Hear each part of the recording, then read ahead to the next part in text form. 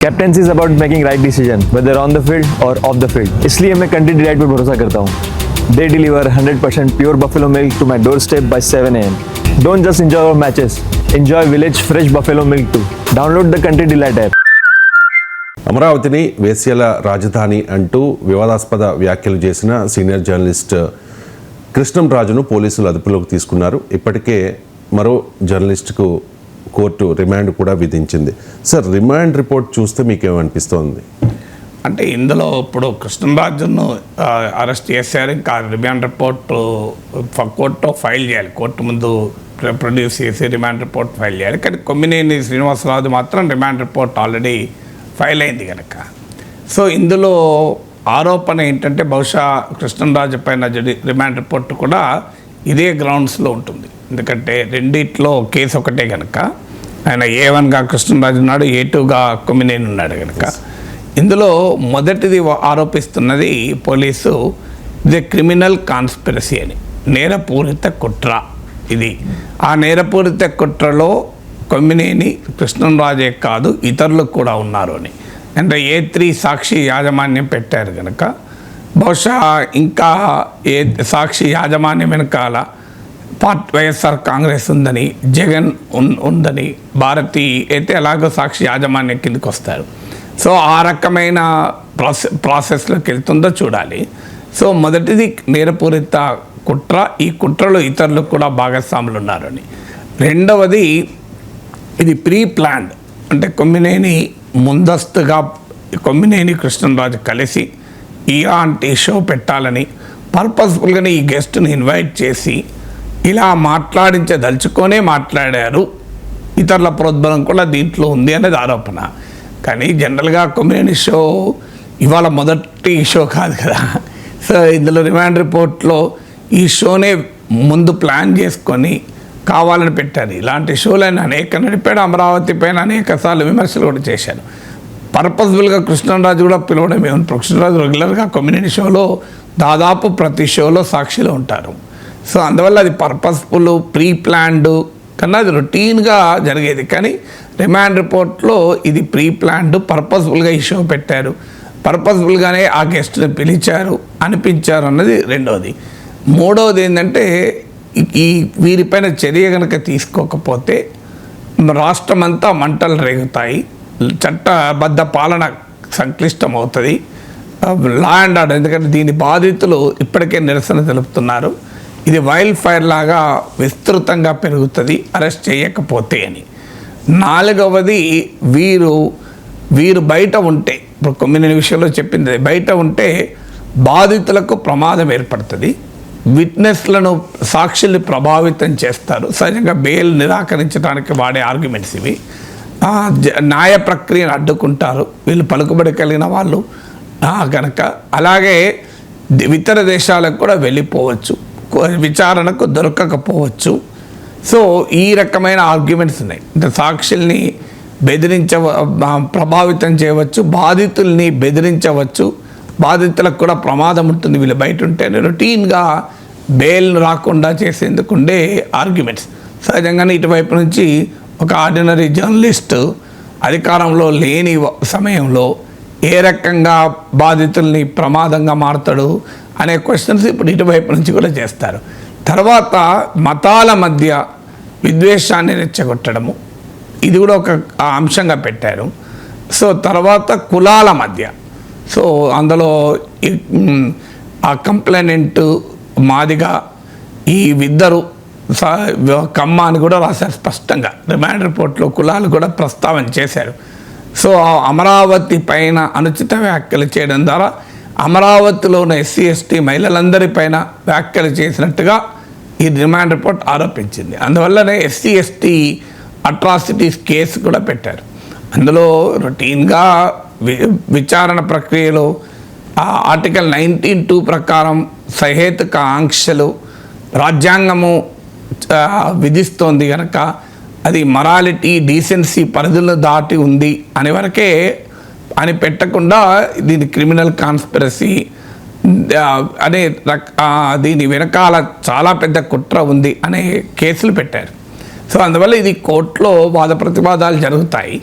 So మతపరమైన విద్వేషాలు రెచ్చగొట్టడానికి, కులపరమైన గొడవలు సృష్టించడానికి ఈ ప్రోగ్రాం చేశారు, ముందుగా ప్లాన్ చేసి అని ఇప్పుడు ఎస్టాబ్లిష్ చేయాలి కోర్టులో. ఇలాంటి కేసులు చాలా కాలం నడుస్తుంది. కొన్ని రోజులు ఎస్సీ ఎస్టీ అట్రాసిటీస్ కేసు పెట్టారంటే బెయిల్ రాకుండా ఉండటానికి. కానీ భారత న్యాయ వ్యవస్థ ఇప్పటికి అనేక సార్లు చెప్పింది bail is a rule, jail is an exception అని. అందులో బెయిల్కు ప్రిన్సిపల్స్ ఏంటంటే, అఫ్కోర్స్ ఇది కాగ్నిజబుల్ అఫెన్స్, అంటే నోటీస్ కూడా ఇవ్వకుండా అరెస్ట్ చేసేంత తీవ్రమైన నేరంగా దీంట్లో పేర్కొన్నారు కూడా. ఎందుకంటే నాన్ కాగ్నిజబుల్ అఫెన్స్ అయితే చాలా సింపుల్గా పోతుంది అది.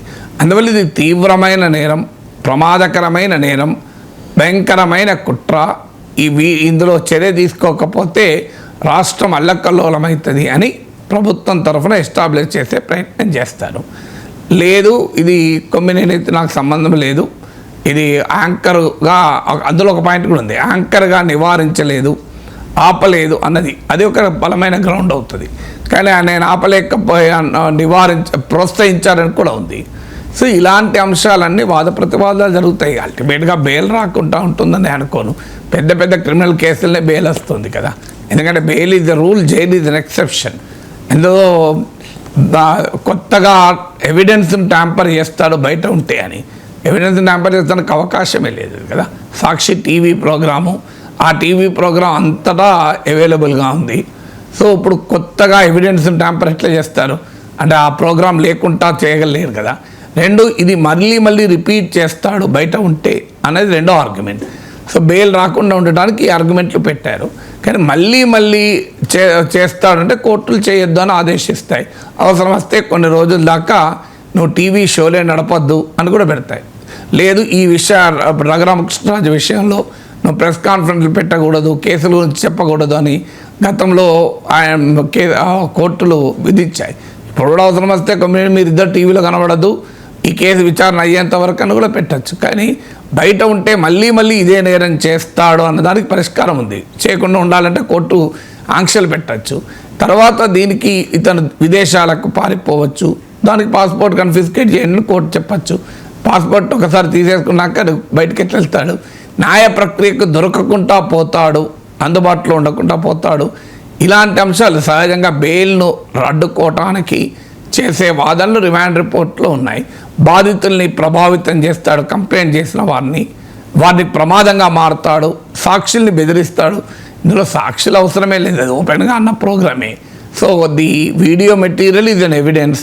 సో దీంట్లో సాక్షులు చెప్పాల్సింది ఏముంది, ఎవరు చెప్పాల్సింది ఏముంది, ఆ వీడియో కంటెంట్ని చూసి కోర్టు నిర్ధారణ రావచ్చు అది ఎంత ప్రమాదకరమని. ఎందుకంటే ఇది ఇన్సైట్మెంట్ టు వైలెన్స్, ఒకవేళ వీళ్ళు బయట ఉంటే హింసాత్మక సంఘటనలు జరగవచ్చు, ఇవన్నీ చెప్పారు. అందువల్ల ఇవి ఎంత మేరకు బెయిల్ అడ్డుకుంటాయనేది అనుమానమే. ప్రాసెస్ కొన్ని రోజుల వరకు బెయిల్ రాకుండా ఆపగలుగుతారు. లీగల్ ప్రక్రియ ఎట్లుంటుందంటే ఆ సమయమే 4 రోజులు జైల్లో ఉండడమే, జ్యుడిషియల్ కస్టడీలో ఉండడమే పెద్ద శిక్ష. తర్వాత నీకు బెయిల్ భారతదేశంలో హైకోర్టులు, సుప్రీంకోర్టులు అనేక సార్లు చెప్పాయి బెయిల్ ఇవ్వాల్సిందే. అందువల్ల బెయిల్ రాకుండా ఉంటుందని అనుకోను. బెయిల్ వస్తుంది, కొన్ని రోజుల పాటు ఈ కేసు నడుస్తుంది. అల్టిమేట్గా ఏ శిక్ష పడతా అనేది కోర్టులు నిర్ణయిస్తాయి. ఇక పొగాకు రైతులకు మద్దతుగా వైఎస్ జగన్ చేపట్టిన పొదిలి పర్యటన రణరంగంగా మారింది సార్.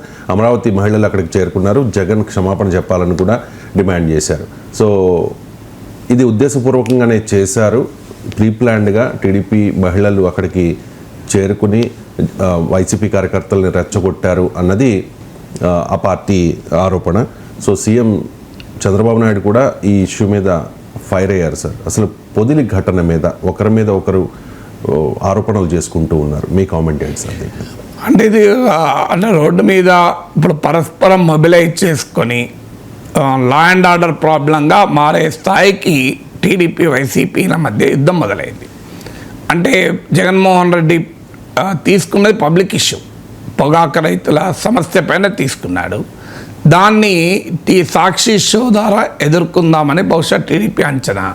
ఎందుకంటే ఆ కారణం చెప్పి జగన్ ఎదుర్కోవచ్చు అని. కానీ అల్టిమేట్గా బాహాబాయి లా అండ్ ఆర్డర్ ప్రాబ్లం వస్తే అది ప్రభుత్వమే కదా అల్టిమేట్గా పరిష్కరించాల్సింది. అందువల్ల ప్రతిపక్ష నాయకుడు జనంలోకి వెళ్ళకూడదా, పబ్లిక్ ఇష్యూస్ రైజ్ చేయకూడదా అంటూ ఇప్పుడు వైసీపీ ముందుకు వస్తుంది. సో టీడీపీ ఏంటంటే ఈ సాక్షి షో ద్వారా వైఎస్ఆర్ కాంగ్రెస్ నిరకాటంలో పెట్టవచ్చు, జగన్ను ఇబ్బందుల్లో పెట్టవచ్చు అనేది వారి వ్యూహము. కానీ సాక్షి షో ఎంత మేరకు ప్రభావితం చేస్తుంది అంటే ప్రజలు ఇది అన్యాయంగా మాట్లాడాడు అని మాత్రం అనుకుంటారు. ఎందుకంటే అన్యాయంగా మాట్లాడింది డౌట్ ఏముంది, సభ్య సమాజం సిగ్గుపడేలా మాట్లాడిన మాట నిజం. కానీ అదే ఆధారంగా జగన్ ఏ ఇష్యూ పైన రోడ్డు మీదకి వచ్చినా మళ్ళీ దేనేమో సాక్షి షోకు క్షమాపణ చెప్పాలని అడ్డుకుంటామంటే ప్రజలు ఎంత మేరకు అప్రిషియేట్ చేస్తారన్నది క్వశ్చన్. ఎందుకంటే ప్రతిపక్షానికి కవచం ఏంటి అంటే పబ్లిక్ ఇష్యూస్. జగన్మోహన్ రెడ్డి కనుక తమ పార్టీ నాయకులపైన దాడులు జరిగినప్పుడు పరామర్శించడానికి వస్తే అడ్డుకోవడం ఒక ఆస్పెక్ట్ అయితే, పబ్లిక్ ఇష్యూస్ పైన అడ్డుకోవడం మరో ఆస్పెక్ట్ అవుతుంది. సో దానికి వైఎస్ఆర్ కాంగ్రెస్ కనుక వ్యూహాత్మకంగా కేవలం పబ్లిక్ ఇష్యూ పైనే ఫోకస్ చేస్తే సమర్థవంతమైన ప్రతిపక్ష పాత్ర పోషించవచ్చు. కానీ వైఎస్ఆర్ కాంగ్రెస్కున్న వీక్నెస్ ఏంటంటే వారు ఎక్స్ట్రీమ్లకు వెళ్ళిపోతుంటారు. ప్రతిదాన్ని పొలిటికలైజ్ చేసి చంద్రబాబు నాయుడును అటాక్ చేయడం వరకు వెళ్తారు. సో దానివల్ల ఏం జరుగుతుంది అంటే దాంట్లో ఉన్న పబ్లిక్ ఇష్యూ సీరియస్నెస్ కాస్త, గ్రావిటీ కాస్త తగ్గి అదొక పొలిటికల్ ఇష్యూగా మారిపోతుంది. వన్స్ ఇట్ ఈజ్ పొలిటికల్ ఇష్యూగా మారితే ప్రజలు దాన్ని సీరియస్గా తీసుకోరు. ఎందుకంటే అదేదో వైసీపీ టీడీపీలో కూడా మాకేం సంబంధం అనుకుంటారు. అందువల్ల ఒక రకంగా టీడీపీకి వస్తున్న అడ్వాంటేజ్ వైసీపీ బలహీనతే టీడీపీకి అది అడ్వాంటేజ్గా మారుతుంది. వ్యూహాత్మకంగా ప్రతిపక్షం ఉన్నవాడు కేవలం ప్రభుత్వం దాన్ని ఏ రకంగా చూపెట్టినా వారు కేవలం ఇది పబ్లిక్ ఇష్యూ, మీరు ఏమన్నా అనండి, ఈ సమస్యకు మాత్రమే పరిమితం అవుతాం అని అనుకోగలిగితే అది ఉపయోగపడుతుంది. కానీ అలా వైసీపీ ఉండదు. సో అందువల్ల నిన్ను అడ్డుకోవడంతోనే దానికి ఇప్పుడు Chandrababu Naidu attack, political attack, పొగాకు రైతుల ఇష్యూ పక్కకు పోతుంది. సో అందువల్ల రాబోయే కాలంలో జరిగేది అదే. హామీలు అమలు చేయాలని జగన్ రోడ్డు మీదకి వస్తాడు. తెలుగు మహిళలు మీరు అమరావతి మహిళలను అవమానించారని వాళ్ళు వెళ్తారు. సో ఈ రోడ్డు మీద వైసీపీ కార్యకర్తలు మొబిలైజ్ అవుతారు. అందుకే మీరు గమనించండి, వైసీపీ కార్యకర్తలు మొబిలైజ్ కావడానికి కారణం ఏంటంటే బాహాబాహి మేము పొగాకు రైతులు ప్రజా సమస్యల పైన పోరాడుతుంటే మమ్మల్ని అడ్డుకుంటున్నారు అనేది ఎస్టాబ్లిష్ చేస్తాడు వైసీపీ ఎత్తు కదా. అందువల్ల రాబోయే కాలంలో మరింతగా రెండు పార్టీల మధ్య వీధుల్లో పోరాటం, వీధుల్లో సమరం మొదలైంది అని అనుకోవాలి. ఇక కవిత కేసీఆర్కు రాసిన లేఖ బయటపడ్డ తర్వాత కవిత కాంగ్రెస్లో చేరతారన్న ఊహాగానాలు వచ్చాయి. తర్వాత కవిత దాన్ని ఖండించారు కూడా. రేవంత్ రెడ్డి కూడా దీని మీద స్పందించారు సార్. చిట్చాట్లో భాగంగా నేనున్నంత వరకు కేసీఆర్ ఫ్యామిలీని కాంగ్రెస్లోనికి రానివ్వను అని చెప్పి. ఏం సార్ రేవంత్ రెడ్డి అంత పట్టుదలగా ఉండడానికి కారణం ఏంటి? ఆయన రాజకీయ ప్రస్థానం మీరు గమనిస్తే యాంటీ కేసీఆర్ ఫ్యామిలీని అటాక్ చేస్తూ పొలిటికల్గా ఎమర్జ్ అయ్యాడు. ఇప్పుడు మీకు బీజేపీలో బండి సంజయ్, కాంగ్రెస్లో రేవంత్ రెడ్డి ప్రతిపక్ష నాయకులుగా, కేసీఆర్ ముఖ్యమంత్రిగా ఉన్న సమయంలో కేసీఆర్ ఫ్యామిలీ, కేసీఆర్ రూల్ను టార్గెట్ చేసుకొని బలంగా ముందుకొచ్చారు. సో బండి సంజయ్ని మధ్యలో పార్టీ హైకమాండ్ పక్కకు పెట్టడం వల్ల రేవంత్ రెడ్డి మరింత పవర్ఫుల్గా ఎమర్జ్ అయ్యాడు. ఎందుకంటే మీరు అంతకుముందు కాంగ్రెస్ నాయకులతో పోలిస్తే కేసీఆర్ను టార్గెట్ చేసి తన పొలిటికల్ యాక్టివిటీ అంతా నడిపాడు. దానికి ప్రజలు రివార్డ్ కూడా చేశారు. ఎందుకంటే కేసీఆర్ మరోసారి ముఖ్యమంత్రి కావాలా వద్దా అనే అంశం పైన, కేసీఆర్ వ్యవహార సరళిపైన, కేసీఆర్ కుటుంబ పాలన అనే అంశంపైనే పొలిటికల్ రెఫరెండంగా లాస్ట్ ఎలక్షన్స్ వచ్చాయి. కేసీఆర్ ప్రభుత్వ ఏం చేసింది, మంచి చెడుల కన్నా the entire political focus was for and against కేసీఆర్కు వ్యతిరేక ఓటు కాంగ్రెస్ వెనకాల కన్సాలిడేట్ కావడం వల్ల కాంగ్రెస్ పార్టీ అధికారంలోకి వచ్చింది. సో అందుకే మీకు ఉప ఎన్నికలు దుబ్బాక, హుజూరాబాద్, హుజూర్ నగర్, నాగార్జున సాగర్, జిహెచ్ఎంసీ ఎన్నికల్లో కూడా ప్రభావం చూపని కాంగ్రెస్ అసెంబ్లీ ఎన్నికలకు వచ్చే వరకు భారీ ప్రభావం చూపడానికి కారణము యాంటీ కేసీఆర్ ఓటు పోలరైజ్ కావడమే. అందువల్ల Revanth Reddy personal political emergency చూసుకున్నా కాంగ్రెస్ పార్టీ అధికారంలోకి రావటానికి దారితీసిన పరిణామాలను విశ్లేషించిన కేసీఆర్ పైన, కేసీఆర్ కుటుంబం పైన ప్రజా వ్యతిరేకతను రగిలించడం ద్వారా ఒక బలమైన నరేటివ్ తెలంగాణ సమాజానికి కేసీఆర్ కుటుంబము ప్రమాదకరంగా మారారు అనే అంశాన్ని ఎస్టాబ్లిష్ చేయడం ద్వారా కాంగ్రెస్ అధికారంలోకి వచ్చింది. మీరు ఇదే తెలంగాణను దోచుకున్నారు, కుటుంబం మాత్రమే బాగుపడింది, కుటుంబంలో వారికి మాత్రమే ఉద్యోగాలు వచ్చాయి, తెలంగాణ బిడ్డలకు ఉద్యోగం రాలేదు, అందువల్ల కుటుంబము versus KCR family versus Telangana ప్రజలు, ఈ కాంట్రడిక్షన్ను ప్రజల్లో బలంగా తీసుకెళ్లడం ద్వారా కాంగ్రెస్ పార్టీ రేవంత్ రెడ్డి అధికారంలోకి రాగలిగారు. సో సహజంగా అది ఇప్పుడు దాన్ని డైల్యూట్ చేసుకోవడం ద్వారా తమ పొలిటికల్ ఫోకసే పోతుంది అనేది రేవంత్ రెడ్డి ఆలోచన. అందుకే మీరు కవిత చేరుతారని ఊహాగానాలు వచ్చినప్పుడు అఫ్కోర్స్ కవిత ఖండించిన మాట నిజం, కానీ కాంగ్రెస్లో రేవంత్ రెడ్డి వర్గమే బలంగా వ్యతిరేకించారు. మిగతా వాళ్ళు వ్యతిరేకించకపోవచ్చు, ఎందుకంటే వారు ఈ ఎమర్జెన్సీ నేను చెప్పిన పొలిటికల్ ఎమర్జెన్సీ పొలిటికల్ ఎవల్యూషన్లో భాగం కాదు. సో రేవంత్ రెడ్డి ఏమో తెలంగాణ సమాజము వర్సెస్ కేసీఆర్ కుటుంబము అనేటువంటి ఒక మ్యాచ్ ఆడి ఆ మ్యాచ్లో తెలంగాణ సమాజానికి కేసీఆర్ కుటుంబం ప్రమాదము అని ఒక నరేటివ్ బిల్డ్ చేసి ఆ నరేటివ్ను ప్రజలు విశ్వసించి ఓటు వేయడం ద్వారా అధికారంలోకి వచ్చారు. అందుకే ఇప్పుడు కేసీఆర్ కుటుంబంలో ఒకరిని యాక్సెప్ట్ చేసినా లేదా కేసీఆర్ కుటుంబం పైన కావాలని కాంగ్రెస్ పార్టీ రేవంత్ రెడ్డి కుటుంబాన్ని చీలుస్తున్నారు అనే భావన ప్రజల్లోకి వెళ్ళినా కాంగ్రెస్ పార్టీకి అదనంగా కలిసి వచ్చే అంశం ఉండదు, ఏమైనా నష్టమే అన్నది రేవంత్ రెడ్డి ఆలోచన. ఎందుకంటే ఇప్పటికిప్పుడు కవిత కాంగ్రెస్లో చేరి కాంగ్రెస్ పార్టీకి బలాన్ని చేకూర్చేది ఏమైనా ఉంటుందా అని, ఏమైనా ఉంటే బీఆర్ఎస్ బలహీన పడటానికి ఉపయోగపడుతుంది. బీఆర్ఎస్ బలహీన పడితే కాంగ్రెస్కు లాభమా? ప్రతిపక్ష స్పేస్లో బీజేపీ మరో కంటెండర్ ఉన్నారు. మీరు ఆంధ్రప్రదేశ్ లాగా కాదు, ఆంధ్రప్రదేశ్లో వైసీపీ బలహీన పడితే ఆ వ్యతిరేకతను గల్వనైజ్ చేయడానికి ఎవరు లేరు, ఎవరైనా ఎమర్జ్ అయితే తప్ప. కానీ తెలంగాణలో మీకు ఒకవేళ బీఆర్ఎస్ బలహీనపడ్డ బీజేపీ ఉంది, అందువల్ల ఇప్పుడు బీఆర్ఎస్ను బలహీనపరిచి కాంగ్రెస్కు ప్రయోజనం ఏంటి? ఇప్పుడు కేసీఆర్ చేసిన పొరపాటు రేవంత్ రెడ్డి ఎందుకు చేయాలనుకుంటాడు? కేసీఆర్ చేసిన పొరపాటు అదే, కాంగ్రెస్ పార్టీని ప్రతిపక్షంలో ఉన్నప్పుడు బాగా బలహీనపరిచాడు. కేసీఆర్ అనుకున్నది ఏంటంటే అపోజిషన్ పార్టీని చీల్చేసి ముక్కలు చేసి ఎమ్మెల్యేలు లాక్కొని లేవకుండా చావకొడితే తనకు ఎదురుండదు అని అనుకున్నాడు. కానీ ఆయన అంచనా పొరపాటు. నాలాంటి వాళ్ళు మొదటి నుంచి చెప్తున్నాం, మీరు కాంగ్రెస్ను లేవకుండా చేస్తే ఒక అపోజిషన్ పార్టీని లేకుండా చేయొచ్చు, కానీ అపోజిషన్ స్పేస్ను లేకుండా చేయలేం. అందువల్ల కాంగ్రెస్ పార్టీ ఎప్పుడైతే కేసీఆర్ నిర్వీర్యం చేసే ప్రయత్నం చేశాడో అంతకన్నా బలమైన ప్రతిపక్షం రూపంలో బీజేపీ ఎమర్జ్ అయింది. సో దుబ్బాక, హుజూరాబాద్, జిహెచ్ఎంసీ ఫలితాలు అందుకు ఉదాహరణ.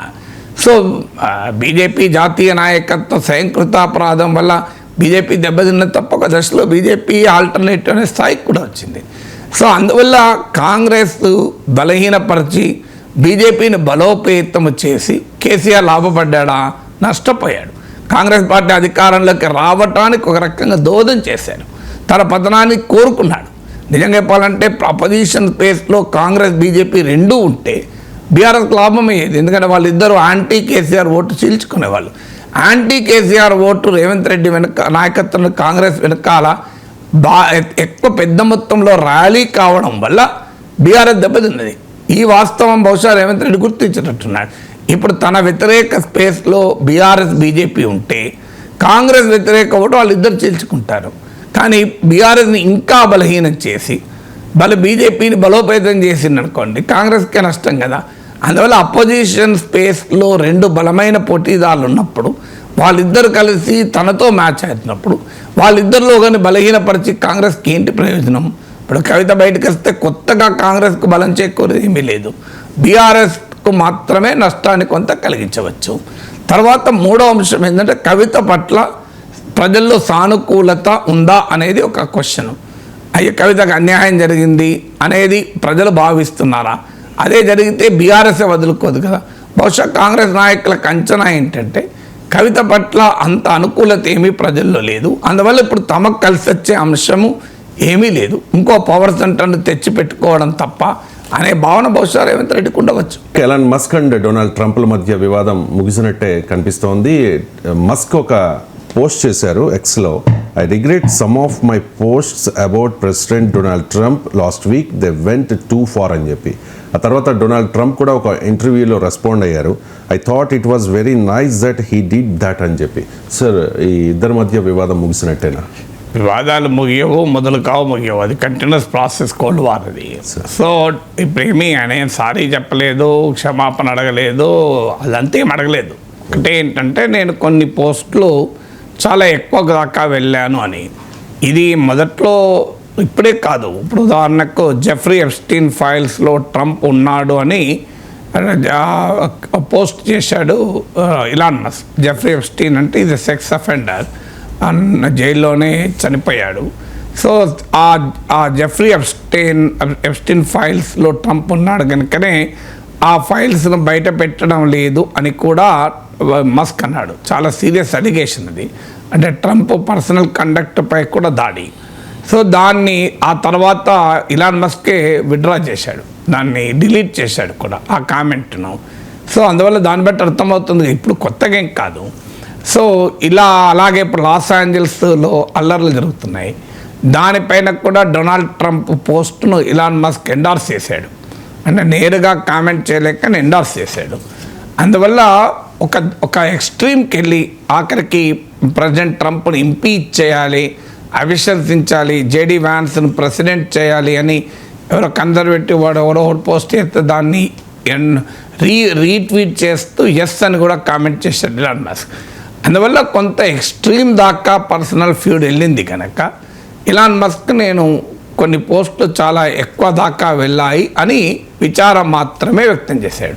సహజంగానే ట్రంప్ ఆ విచారణ వ్యక్తం చేయడానికి ఆహ్వానించాడు, అంతే తప్ప దీన్ని బట్టి మళ్ళీ ఇద్దరు కలిశారని కంక్లూజన్కు రాలేము. వీళ్ళిద్దరి మధ్య విభేదాలకు పర్సనల్ ఈగోస్ కారణము, వాళ్ళ వ్యాపార ప్రయోజనాలు, వాళ్ళ రాజకీయ ప్రయోజనాలే కారణం తప్ప ఏం ఐడియాలజికల్ డిఫరెన్సెస్ ఏమీ కావు, ప్రజల సంబంధించిన అంశాలు అంతకంటే కావు. అందువల్ల ఇవాళ ఎంత కొట్టుకున్నా రేపు వాళ్ళిద్దరి బిజినెస్ ఇంట్రెస్ట్లు, పర్సనల్ ఇంట్రెస్ట్లు మళ్ళీ కన్వర్ట్ చేస్తే మళ్ళీ కలుస్తారు ఏమంది.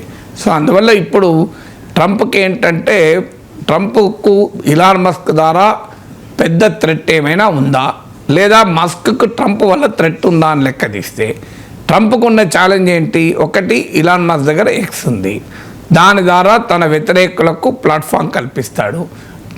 ఇలాన్ మస్క్ దగ్గర డబ్బులు ఉన్నాయి, దాని ద్వారా డెమోక్రాట్లకు ఫండ్ చేసే అవకాశం ఉంది. అది ట్రంప్ ముందుగానే ఊహించి హెచ్చరించాడు కూడా. ఇదే చేస్తే రిపబ్లికన్ పార్టీలో తనకు వ్యతిరేకంగా ఒక సెక్షన్ను ఇలాన్ మస్క్ మొబిలైజ్ చేయొచ్చు. ఎందుకంటే ఆల్రెడీ స్టేట్మెంట్ కూడా ఇచ్చాడు, ట్రంప్ ఉండేది 3.5 years, నేనుండేది 40 years అని. లేదు, ఇలాన్ మస్క్ కొత్త పార్టీ పెట్టవచ్చు. ఈ వీటి వల్ల ఇప్పటికిప్పుడు ట్రంప్ అధికారానికి ఏమీ ప్రమాదం లేదు. సో ట్రంప్ ఇలాన్ మస్క్ వల్ల తనకు భారీ నష్టం జరుగుతుంది అని భయపడే దశలో లేడు. ఎందుకంటే ఇలాన్ మస్క్ ఎన్నికలప్పుడు సాయం చేయడం వేరు, ఇప్పుడున్న సిచ్యువేషన్ వేరు. ఇప్పుడు ఆయన దేశ అధ్యక్షుడిగా ఉన్నాడు, రిపబ్లికన్ పార్టీలో అన్క్వశ్చన్ లీడర్గా ఉన్నాడు. ట్రంప్ వ్యాపారాలు, క్రిప్టో వ్యాపారం ఇలాంటివి బాగా పెరుగుతున్నాయి. ప్రపంచంలో ఎక్కడికి పోయినా అమెరికాతో ఒప్పందాలే కాదు, తమ కుటుంబంతో కూడా ఒప్పందాలు చేసుకుంటున్నాడు. పాకిస్తాన్, సౌదీ అరేబియా, ఖతార్ల పర్యటనలు కూడా చూసాం. So financially and politically Trump చాలా స్ట్రాంగ్ పొజిషన్లో ఉన్నాడు. అందువల్ల ఇలాన్ మస్క్ వల్ల జరిగిన నష్టం ఉంటే జరగవచ్చు, కొంత కాదనడం, కానీ ఈ నష్టము డివాస్టేటింగ్, అంటే ట్రంప్ అస్తిత్వానికే ప్రమాదం తెచ్చి ట్రంప్కు భారీగా ఇబ్బందులు పెట్టేటువంటి వాతావరణం లేదు. డెఫినెట్గా పొలిటికల్గా కన్నా రిపబ్లికన్ పార్టీలో కొంత అలజడి సృష్టించగలడు ఇలాన్ మస్క్, సమాజంలో కొంత బ్లేమ్ చేయగలగడు. ఇప్పుడు జెఫ్రీ ఎప్స్టీన్ ఫైల్స్ ఇట్లాంటివి, ఆ నష్టం మనకు ఉంటుంది. కానీ దాన్ని మించి ప్రెసిడెంట్ ట్రంప్ పొలిటికల్ ఎగ్జిస్టెన్స్కు ఇలాన్ మస్క్ వల్ల ప్రమాదం లేదు. Trump is a businessman and a politician.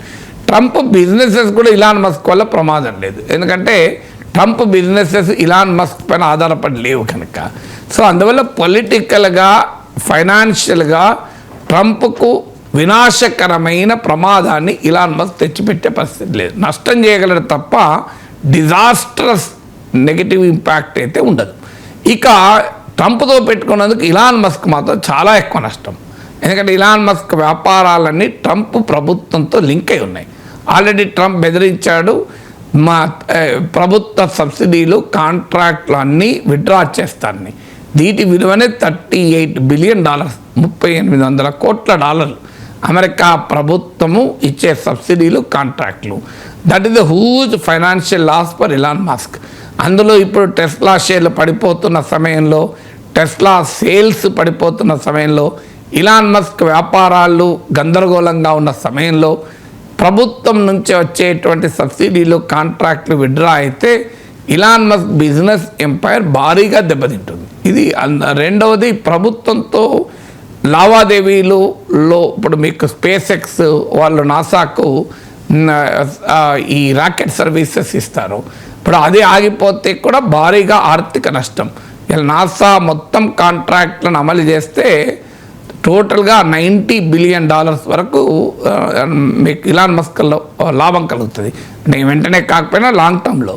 So ఇప్పుడు అంత పెద్ద ప్రభుత్వం నుంచి వచ్చేటువంటి ఒక బిజినెస్ బెనిఫిట్స్ ఇలాన్ మస్క్ పోతాయి. అది ఇలాన్ మస్క్కు భారీగా నష్టం కలిగిస్తుంది. అలాగే గవర్నమెంట్ రెగ్యులేటర్స్ కూడా ఇబ్బందులు రావచ్చు. ఎందుకంటే ట్రంప్ మొదలే మ్యావరిక్. ట్రంప్ పగబడితే ఏ రకంగా ఉంటుందో చెప్పలేము. ఎందుకంటే ప్రభుత్వాలు వ్యాపారస్తుల్ని అడ్డుకోవడం చాలా సులభం, ప్రభుత్వాలు తలుచుకుంటే. అందువల్ల ఇవాళ ఉదాహరణకు ట్రంప్ టెస్లా కంపెనీకి ఆటో రెగ్యులేటర్, అంటే అమెరికాలో ఉండే ఆటో రెగ్యులేటర్ నుంచి అనుమతులు అవసరం ఉంటుంది. డ్రైవర్ అసిస్టెంట్ ఇట్లాంటి దానికి ఫెడరల్ ప్రభుత్వ అనుమతులు ఉంటాయి. అలాగే ఇలాన్ మస్క్ న్యూరోలింక్ ప్రాజెక్ట్ ఉంది, బ్రెయిన్లో చిప్స్ పెట్టే ప్రాజెక్ట్. దానికి క్లినికల్ ట్రయల్స్ కొరకు కావాలన్నా, రేపు ప్రొడక్ట్ లాంచ్ అయినప్పుడు దాన్ని అమ్ముకోవాలన్నా కూడా హెల్త్ రెగ్యులేటర్ నుంచి అనుమతులు కావాలి. సో ఇలా ట్రంప్ రకరకాల, ఇప్పుడు స్పేస్ ఎక్స్ కంపెనీకి ఫెడరల్ ఏవియేషన్ అడ్మినిస్ట్రేషన్ నుంచి అనుమతులు అవసరం ఉంటాయి. సో ఇలా ప్రభుత్వాలతో అనుమతులు కావచ్చు, ప్రభుత్వాల రెగ్యులేటర్లతో ఉండే ఇష్యూస్ కూడా ఉంటాయి. సో ఈ ఇష్యూస్, ఎన్విరాన్మెంటల్ రెగ్యులేటర్స్, ఇలాంటి అనేక ఇష్యూస్. అందువల్ల కావాలనుకుంటే ట్రంప్ ఒక్కసారి తొక్కేయాలనుకుంటే ఇలాంటి వ్యాపార సంస్థలు ఇబ్బందుల్లో కూడా పడతాయి. సో అందువల్ల ఫైనాన్షియల్గా తనకు నష్టం వస్తుంది. తాను ట్రంప్తో పెట్టుకొని ఇప్పుడు ఇమీడియట్గా చేయగలిగింది కూడా ఏమీ లేదు కనుక కాస్త ఇలాన్ మస్క్ రాజీ మంత్రం పాడుతున్నట్టు కనబడుతోంది. భారత్ పాకిస్తాన్ల యుద్ధం తర్వాత పాక్ ఆర్మీ చీఫ్గా ఉన్న ఆసిఫ్ మునీర్ ఫీల్డ్ మార్షల్గా ప్రమోట్ అయ్యారు. ప్రమోట్ అయిన తర్వాత యుఎస్ ఆర్మీ డే సెలబ్రేషన్స్కి ఆ ప్రభుత్వం కూడా ఇన్విటేషన్ ఇచ్చింది సార్. సో పాకిస్తాన్కి అమెరికా అంత ఇంపార్టెన్స్ ఇవ్వడానికి కారణం ఏంటి సార్? ఇలా కొత్తగా ఇంపార్టెంట్, పాకిస్తాన్కి ఇంపార్టెంట్ మొదటి నుంచి ఇచ్చింది ఇష్యూ వల్ల అసీమ్ మునీర్. అయితే మీరు చెప్పినట్టు ఫీల్డ్ మార్షల్ కావడానికి అమెరికా ఇన్వైట్ చేసిన సంబంధం లేదు. ఆ రెండు లింక్ చేసి చెప్పారు మీరు. ఇప్పుడు ఫీల్డ్ మార్షల్గా ప్రమోషన్ ఇచ్చారు కనుక అమెరికా పిలవడం లేదు సన్మానం చేయడానికి. ఫీల్డ్ మార్షల్ అనేది రొటీన్గా అది పాకిస్తాన్ ఆర్మీలో ఉండేటువంటి ర్యాంక్, దానికి అమెరికాతో ఎలాంటి సంబంధం లేదు. కానీ అమెరికా పిలుస్తున్నది అంటే American army day 250th anniversary, Donald Trump birthday కూడా. సో అనేక మంది మిలిటరీ లీడర్లతో పాటు పాకిస్తాన్ ఆర్మీ చీఫ్ అయిన అసీమ్ మునీర్ను పిలుస్తున్నారు. సో అమెరికా ఇస్తున్న బిల్డప్ ఏంటంటే పిలిచి క్లాస్ తీసుకుంటారంటూ అమెరికన్ మీడియాలో లీక్లు ఇస్తున్నారు. అంటే ఇలా అసీమ్ మునీర్కి చెప్తారు, నువ్వు తీవ్రవాదాన్ని ఎంకరేజ్ చేయకూడదు ఇండియా పైకి అని చెప్తారని. చెప్పడానికి ఆర్మీ డేకు గెస్ట్గా పిలిచి చెప్పాల్సిన అవసరం లేదు. ప్రభుత్వం అమెరికా తలుచుకుంటే ఒక ఫోన్ కాల్తో అసీమ్ మునీర్ చెప్పచ్చు. ట్రంపే అన్నాడు కదా, ఒక్క ఫోన్ కాల్తో ట్రేడ్ ఆపుతానని బెదిరిస్తే రెండు దేశాల మధ్య అనుయుద్ధమే ఆపానన్నాడు కదా. అనుయుద్ధాన్ని ఒక్క ఫోన్ కాల్తో ఆపగలిగినప్పుడు మీకు ట్రేడ్ అనే వెపన్ ఉపయోగించి అనుయుద్ధమే ఆపగలిగినప్పుడు టెర్రరిజం ఆపలేడా? సో అందువల్ల సమస్య అది కాదు. సో ఆయనను ఆర్మీ డేకు గెస్ట్గా పిలిచి ఆ గౌరవ మర్యాదలు ఇచ్చి అసీమ్ మునీర్ను నువ్వు తీవ్రవాదాన్ని ఆపు అని చెప్పాల్సిన అవసరం లేదు. అందువల్ల క్లియర్గా అమెరికన్ సెక్యూరిటీ ఎస్టాబ్లిష్మెంట్లో పాకిస్తాన్కు ఉన్న ప్రాధాన్యత, పాక్ ఆర్మీకి ఉన్న ప్రాధాన్యత తెలియజేస్తుంది. ఎందుకంటే మైకేల్ కురిల్లా అని అమెరికన్ సెంట్రల్ కమాండ్, అంటే వెస్ట్ ఏషియా, సౌత్ ఏషియా, ఈ ప్రాంతంలో అమెరికా సైనిక బలగాలకు నాయకత్వం వహించేటువంటి, ఎందుకంటే అమెరికా ఆర్మీ బేసెస్ అంతటా ఉంటాయి. ఇప్పుడు ఖతార్లో ఆర్మీ బేస్ ఉంది, జపాన్ దగ్గర ఉన్న అకినావాలో ఉంది, ఇండియన్ ఓషన్లో డీగో గార్సియాలో ఉన్నాయి. అమెరికా బలగాలు చాలా చోట్ల ఉంటాయి. సో అమెరికన్ ఆర్మీ నుంచి సౌత్ ఏషియా, వెస్ట్ ఏషియా చూసే అతను ఈ మైకేల్ కురెల్లా అని ఆయన క్లియర్గా అన్నాడు, పాకిస్తాన్ అనేది it is a phenomenal partner in counter terrorism అని. అంటే తీవ్రవాద వ్యతిరేక పోరాటంలో అమెరికాకు ఒక గొప్ప భాగస్వామి అని చెప్పాడు. ఇది అమెరికా అండర్స్టాండింగ్ ఆఫ్ పాకిస్తాన్ గత ఏడాదిలో 1000 తీవ్రవాద ఘటనలు ఎదుర్కొంది, 1000 టెర్రరిస్ట్ అటాక్స్ ఎదుర్కొంది. అందువల్ల మాకు ఒక ఫినామినల్ పార్ట్నర్ అని.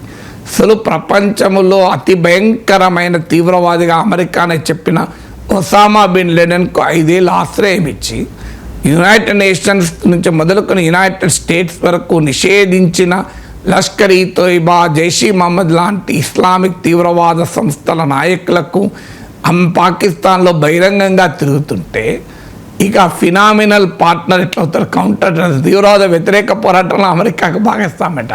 సో ఓపెన్గానే బిల్వాల్ భుట్టో పాకిస్తాన్ మాజీ ఫారెన్ మినిస్టర్ చెప్పుకుంటున్నాడు, నిజమే మేము గతంలో తీవ్రవాదాన్ని ప్రోత్సహించి నిజమే అని. వాళ్ళ డిఫెన్స్ మినిస్టర్ చెప్తున్నాడు, ఈ డర్టీ వర్క్ మేము 30 ఏళ్ళ కొరకు ముఖ్యంగా అమెరికా కొరకు చేశామని.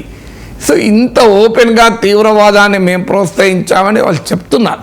చెప్పడమే కాకుండా తీవ్రవాదులకు సైనిక లాంఛనాలతో అంత్యక్రియలు జరిపి తీవ్రవాదుల అంత్యక్రియలకు సైనిక ప్రతినిధులు హాజరై లష్కర్ ఈ తోయిబా తీవ్రవాదులతో పాకిస్తాన్ మంత్రులు షేర్ చేసుకుంటుంటే ఇంకా పాకిస్తాన్ను మా పార్ట్నర్ అని అమెరికా అంటుంటే అమెరికా హిపోక్రసీ అర్థమవుతుంది కదా, ఇంతకన్నా అన్యాయం ఏముంటుంది? సో దాంతోపాటు మీకు అమెరికా ఇంకో మాట కూడా చెప్పాడు, పాకిస్తాన్ ఇండియా ఈ బైనరీలో మేము చూడము. అంటే పాకిస్తాన్ కోసం భారతదేశాన్ని వదులుకోము, భారతదేశం కోసం పాకిస్తాన్ను వదులుకోము, మాకు రెండు కావాలి అని ఈ మైకేల్ కురెల్లానే మాట్లాడాడు ఓపెన్గా. అంటే పాకిస్తాన్ ఇండియా అమెరికా దృష్టిలో చాయిస్ కాదు, ఇద్దరిని పాలసీ ఆఫ్ డ్యూయల్ కంటైన్మెంట్ అంటారు ఫారిన్ పాలసీలో. సో ఇద్దరిని తన గుప్పిట్లో పెట్టుకోవాలన్నది అమెరికా ఎత్తుగడ. భారతదేశమేమో అమెరికా చైనాల మధ్య ఘర్షణ నేపథ్యంలో చైనా వ్యతిరేక కూటమిని క్వాడ్ రూపంలో అమెరికా నిర్మిస్తే జపాన్, ఆస్ట్రేలియాతో కలిసి మనము చైనా వ్యతిరేక అమెరికా కూటమిలో భాగస్వామయ్యాం. అమెరికా చైనాల మధ్య మాకు బైనరీ కాదు, మాకు అమెరికాతో సంబంధాలు అవసరం, చైనాతో సంబంధాలు అవసరం అనలే మనం. అఫ్కోర్స్ ఒక డైమెన్షన్ కూడా ఉంది, చైనాతో మనకు బార్డర్ డిస్ప్యూట్ ఉంది. సో అందువల్ల మన ఇంట్రెస్ట్ కూడా అందులో కొంత ఉన్నమాట నిజం. కానీ ఇండియా, అమెరికా మనకేం చెప్పారు, రష్యాతో ఉక్రెయిన్ వారప్పుడు అమెరికా మనకి ఇచ్చిన ఉపన్యాసం ఏంటి, మీరు తేల్చుకోండి అమెరికానో రష్యానో అని అడిగారు. సో మనం అమెరికాను ఇరాన్నో తేల్చుకోండి అంటారు. కానీ అమెరికా మాత్రం ఇండియా పాకిస్తాన్ రెండూ కావాలంటారు. అందువల్ల దట్ ఇస్ అన్ వెస్ట్రన్ డూప్లిసిటీలో ఒక ఉదాహరణ మీకు. అందుకే ట్రంప్ ఇంతవరకు పహల్గాం దాడుల తర్వాత కానీ ఎక్కడా పొరపాటున కూడా పాకిస్తాన్ తీవ్రవాదాన్ని ప్రోత్సహిస్తుందన్న పదం వాడలే. ఈవెన్ అమెరికానే కాదు, ఇప్పుడు జర్మనీ ఎయిర్ డిఫెన్స్ సిస్టమ్ కొనాలని పాకిస్తాన్ చూస్తుంది. ఎందుకంటే చైనీస్ ఎయిర్ డిఫెన్స్ ఇటీవల ఆపరేషన్ సింధూర్లో భారతదేశం పెనట్రేట్ కాగలే, భారత్ యుద్ధ విమానం ముఖ్యంగా బ్రహ్మోస్ మిసైల్స్ లాంటివి. అందువల్ల ఇప్పుడు వారు మీకు జర్మనీ నుంచి ప్రత్యేకంగా ఎయిర్ డిఫెన్స్ సిస్టమ్ అంటే ఇండియన్ మిసైల్స్ను తట్టుకోగలిగేటువంటి జర్మన్ ఎయిర్ డిఫెన్స్ సిస్టమ్ కొరకు నెగోషియేట్ చేస్తుంది. అంటే అమెరికానే కాదు, జర్మనీ కూడా ఏ రకంగా పాకిస్తాన్కు మద్దతు ఇస్తుంది అనేది మనకు క్లియర్గా అర్థమవుతుంది కదా. సో అందువల్ల పాకిస్తాన్ విషయంలో అమెరికా అండ్ వెస్ట్ వారి హిపోక్రసీ మరొకసారి వ్యక్తమైంది. ఇదొకటే కాదు, ఇప్పుడు IMF, వరల్డ్ బ్యాంక్ లోన్లు ఇప్పించారు పాకిస్తాన్కు. ఇంత క్లియర్గా పాక్ ఎకానమీ కొలాప్స్ అవుతుంటే కూడా లోన్లు ఇప్పించారు. అమెరికా ప్రవేశపెట్టిన తీర్మానంలో పాకిస్తాన్ ఒత్తిడి మేరకు ద రెసిస్టెన్స్ ఫ్రంట్ అన్న పదాన్ని తీసేయించారు యునైటెడ్ నేషన్లో కౌంటర్ టెర్రరిజం తీవ్రవాద వ్యతిరేక కమిటీకి పాకిస్తాన్ వైస్ చైర్మన్గా ఎన్నుకున్నారు. తాలిబాన్ శాంక్షన్స్ కమిటీకి పాకిస్తాన్ చైర్మన్గా ఎన్నుకున్నారు. ఇదంతా అమెరికా మద్దతు లేకుండా జరగలేదు కదా. F-16 ప్యాకేజ్ ఇచ్చాడు బైడెన్, $450 మిలియన్ ఇస్తే ట్రంప్ $393 మిలియన్ ఇచ్చారు. సో ఇవన్నీ క్లియర్గా కనబడుతుంది అమెరికా పాకిస్తాన్ నెక్సెస్. అందువల్ల ఈ ఆపరేషన్ సింధూర్ తర్వాత పహల్గాం దాడుల తర్వాత పాకిస్తాన్ కంపెనీలతో Trump family business company Pakistan దేశంతో ఒప్పందాలు చేసుకున్నది, క్రిప్టో డీల్ కుదుర్చుకుంది. సో ఇంత ఓపెన్గా పాకిస్తాన్తో పెనవేసుకున్న బంధం అమెరికాకు ఉంది. అందువల్ల భారతదేశం చూస్ చేసుకోవాలి. అమెరికాతో వ్యూహాత్మక బంధం పేరిట అమెరికా ప్రయోజనాలకు అనుగుణంగా అమెరికాతో మన ఫారిన్ పాలసీని లింక్ చేస్తే వచ్చే ప్రమాదం ఏంటో మరొకసారి మనకు అర్థమవుతుంది కదా. Independent strategic autonomy, independent foreign policy importance తెలియజేస్తుంది ఇది.